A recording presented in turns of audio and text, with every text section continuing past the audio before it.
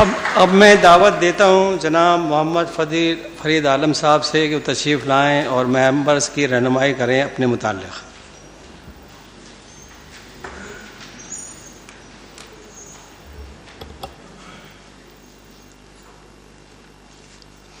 Assalamu alaikum, and a very good evening to the Chairman, Election Committee and the members, and my fellow colleagues from the profession and industry.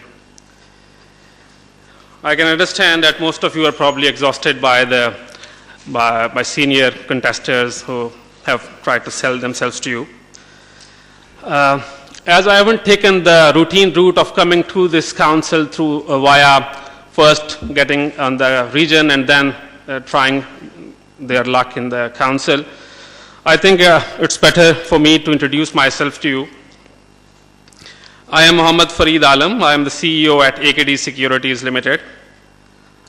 So far, I have had wonderful experience both in the private and the public sector. At the public sector, where I was head of finance and secretary to the board and the executive committee at CIRC Ministry of Finance. That board comprised eminent and learned people like Governor State Bank, Minister for Commerce, Minister for Privatization, and headed by the then first Finance Minister and then the Prime Minister, Shaukat Aziz. While going through my profile, you might notice that my exposure has not been confined to finance and accounts only. Rather, I have taken up and I have ventured into areas like corporate finance, investment banking, equities, etc. And that really gives me the background, the rationale behind every transaction. I sometimes recall that convincing the board on certain issues was so difficult because they knew one part of the story. I wish if they were at any point in their careers, CFOs or CIAs, so then for them to understand where the person trying to explain his position is coming from, it was much more easier. I keep writing and traveling because my clients are really around the globe. I keep traveling and on road shows representing Pakistan capital markets. I've been to Europe, UK, Malaysia, and India. In Malaysia and India, fortunately, it was for the very first time that Pakistan was represented. I, along with Zagam Rizvi, represented Pakistan for the first time in the Mutual Fund Association Conference at Malaysia in 2003. I've also acted as a domestic consultant for the Asian Development Bank. Fortunately, as Mahmood was pointing out, I'm happy to say that I was the youngest CFO, CIO, equity strategist, and then treasurer at first at Crest Bank, and then the youngest EVP at PICIC. I think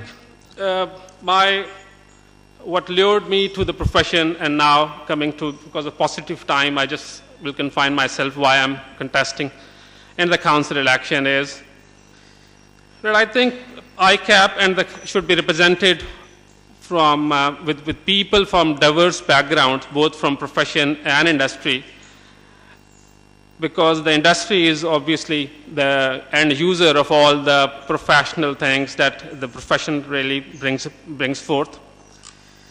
And this diversity from the profession, industry, and in age, I think it will help take the ICAP to a new challenges to which we are all facing today.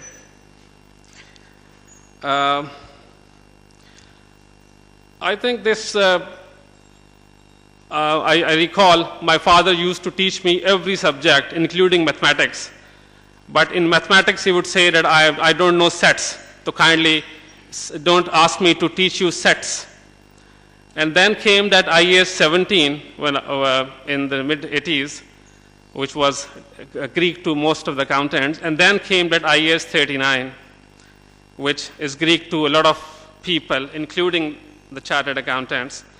So I think learning is there. I mean, if we try we can learn things even in half of the time as other professionals could do, because the profession really has given the exposure to understand things.